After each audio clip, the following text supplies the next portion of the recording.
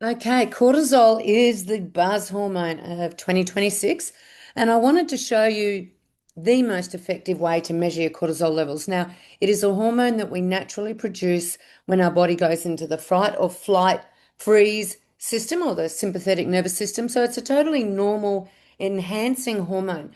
The problem is if we're activating it when our life is not in imminent danger, i.e., we're running late for an appointment, or we're not meeting our KPIs, or there's a relationship that we're not comfortable in, what can happen is that cortisol level can stay on, wedged on.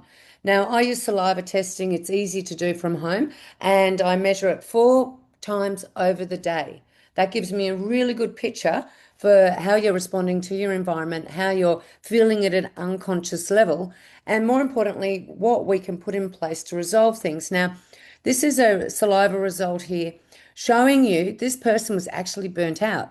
Now, they came to me, they're in their mid 50s. It was a male, this particular person, quite depressed, really not feeling mojo, not wanting to engage in life, was happy to go home and game, really had lost his way a bit in that front, was gaining weight and couldn't lose weight, and there's a sleep disruption. So there were quite a few things going on.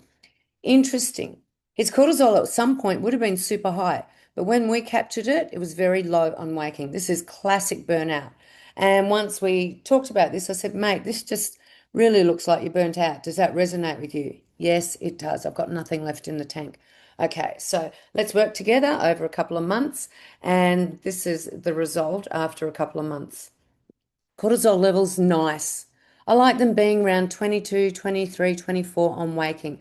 That means just enough to kickstart the day, which is one of the roles of cortisol, our 24-hour waking pattern. It means it's gone down overnight. The body's been able to do what it needs to do, make antibodies, help lose weight. But you can see how now it's a nice trajectory. This was after a couple of months of working together, a couple of supplements. It can be done naturally. And then the lessons from this are to keep it moving forward.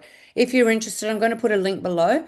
This to me is the best way to measure what your cortisol levels are doing. And honestly, if you don't know your scorecard, you're running blind and potentially can run into, falling off a cliff or broken sleep. All those things are resolvable. You just need this data. Okay, thanks for listening.